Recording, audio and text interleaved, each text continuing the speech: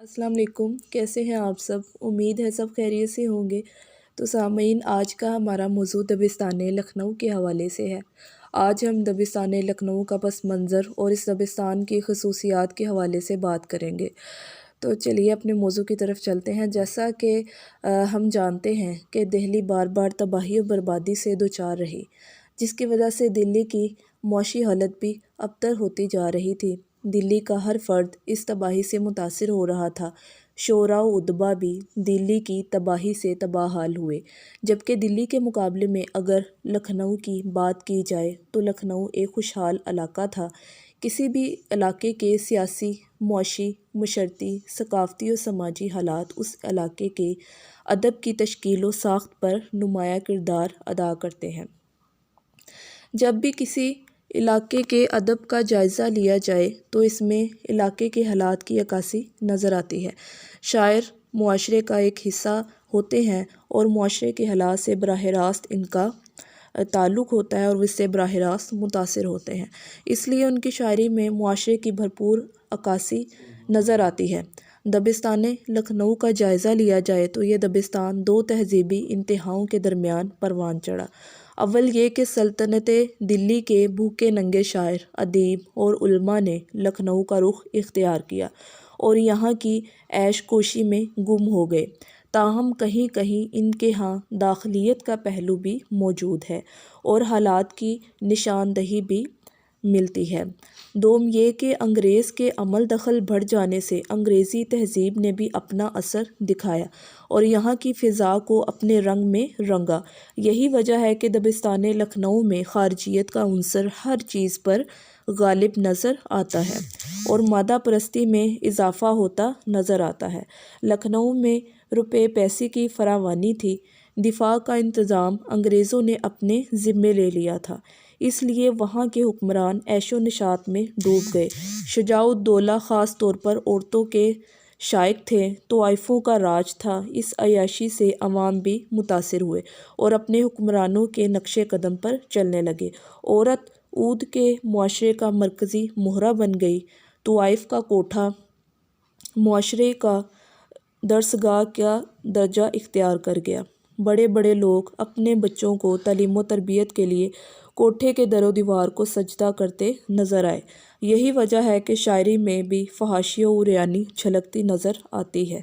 जैसा कि दमकता है जो कुंदन सा बदन हर एक हल्के से, तेरी जाली की कुर्ती में है आलम का मदानी का। दबिस्तान लखनऊ के नुमाइंदा शोरा की बात की जाए तो शेख गुलाम हमदानी मुसफ़ी, सैयद इंशाउल्लाह खान इंशा, शेख कलंदर बख्श जुरत, हैदर अली आतिश, इमाम बख्श नासिख वगैरह शामिल हैं। इस दबिस्तान की अहम खसूसियात दर्ज झेल हैं। सबसे पहले है ख़ारजियत। दबिस्तान दिल्ली में गमों और दुखों की वजह से शोरा कराम दाखिलियत में डूब गए थे। इसके मुकाबले में दबिस्तान लखनऊ की बात की जाए तो इस दबिस्तान के शोरा खुशहाली, अय्याशी और हुस्न परस्ती की वजह से ख़ारजियत पर मबनी शायरी करते थे। इससे मुराद ये है कि अपने जज्बात व एहसासात बयान करने की बजाय बाहर की दुनिया के मुतल्लिक़ शायरी करना। एक मिसाल मुलाहिज़ा कीजिए। बोसा लेती है तेरे पाले की मछली, ए सनम है हमारे दिल में आलम माहिए बेआब। इसके बाद दूसरा जो है वो है मामला बंदी। मामला बंदी से मुराद आशिक और माशूक के दरमियान पेश आने वाले वाक़यात बयान करने के हैं।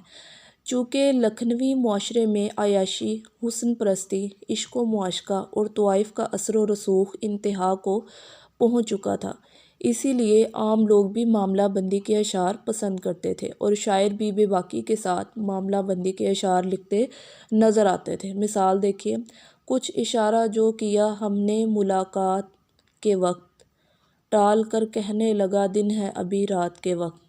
इसके बाद है तीसरा रियायत लफ्ज़ी। रियायत लफ्ज़ी से मुराद सादगी की बजाय तसन्नुह और बनावट से काम लेना और अल्फाज के साथ खेलना है, जिससे नए और दिलचस्प मफ़ाहीम पैदा हो जाएं।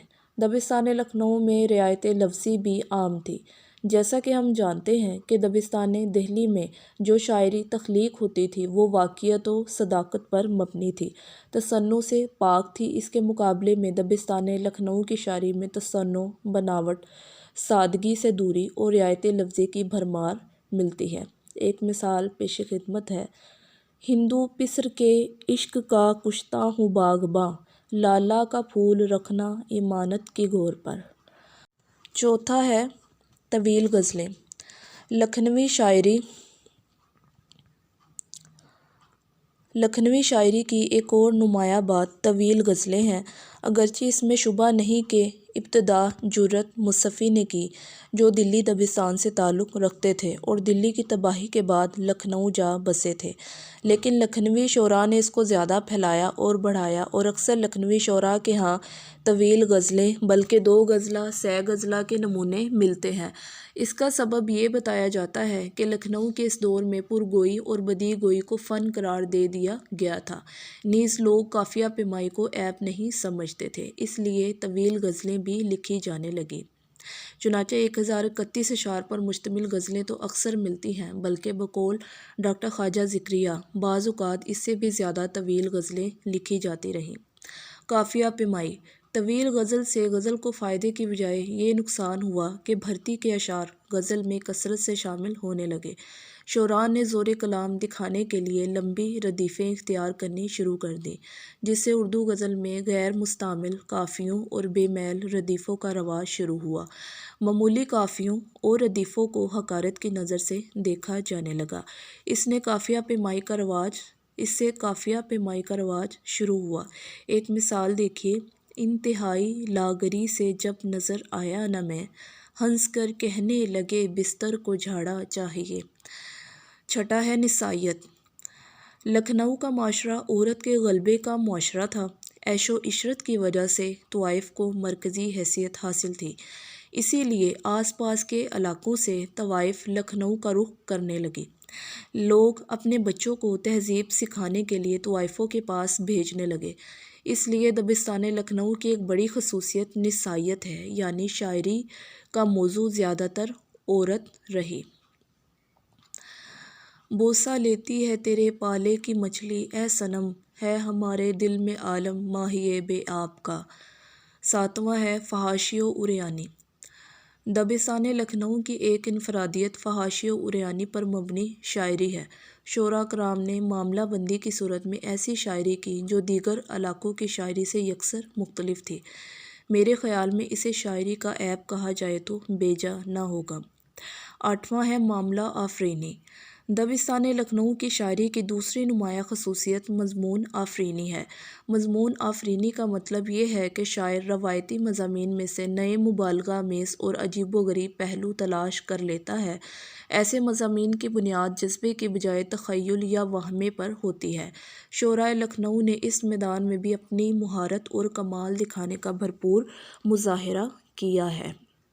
اس نے پوچھا پسینہ روئے عالمتاب کا، بن گیا رومال کونا چادر مہتاب کا۔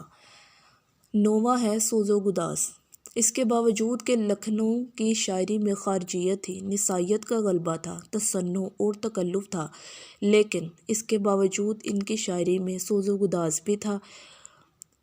عام نقادوں نے اس بات کی تائید کی ہے، بلکہ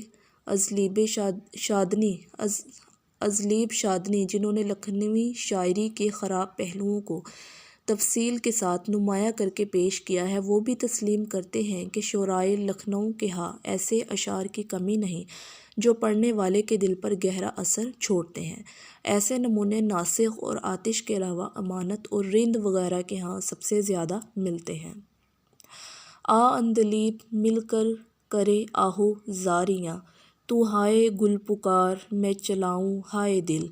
کسی نے مول نہ پوچھا دل شکستہ کا، کسی نے مول نہ پوچھا دل شکستہ کا، کوئی خرید کے ٹوٹا پیالہ کیا کرتا۔ اردو ادب میں دونوں دبستانوں کی اپنی حوالے سے ایک خاص اہمیت ہے۔ دبستان لکھنؤ نے موضوعات کی بجائے زبان کے حوالے سے اردو ادب کی بہت خدمت کی، اور ناسخ کی اصلاح زبان کی تحریک نے اردو زبان کو قواعد و ضوابط کے حوالے سے بہت زیادہ ترقی دی، جبکہ دبستان لکھنؤ کا اثر دلی کے آخری دور کے شعراء غالب، مومن اور ذوق پر نمایاں نظر آتا ہے۔ تو سامعین، امید ہے کہ آج کی ویڈیو آپ کو پسند آئی ہوگی۔ مزید ویڈیوز کے لیے چینل کو سبسکرائب، لائک اور شیئر کریں۔ اللہ حافظ۔